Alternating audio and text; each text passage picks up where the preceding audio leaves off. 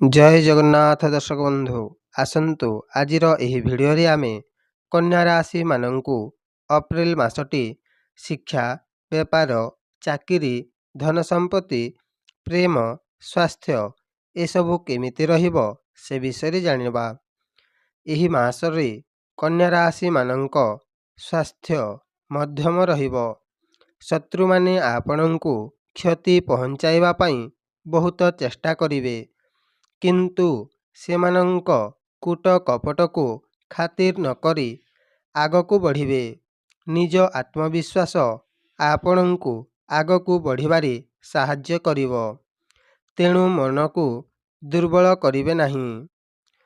शिक्षा क्षेत्र रे विद्यार्थी माने नुआ विषय मध्य अध्ययन करिवे, किंतु मासर 2 सप्ताह परे पढ़ा पढ़ी पाई अवहेला करिवे। कन्या राशि मानंक व्यवसायटी आय व्यय प्राय समान रहिबो। विशेष किछि व्यापार आगकू बढ़ेबा पई नूतन चिंताधारा मनकू आसिबो एवं किछि ऋण मध्य करि पारंती। चाकिरी पई आपण बहुत तरबर निर्णय नेबे नाही, नचेत केही आपणंकू चाकिरी देबा पई कहिकी धोखा देबे, तेणु चाकिरी विषय को नहीं तरबर हेबे नाही। पारिवारिक क्षेत्र रे पितांकर सुख मिलिबो एवं भाई भौणींक स्नेह मिलिबो। आपणंकु नुआ पुरुणा सांग साथी जुटिबे।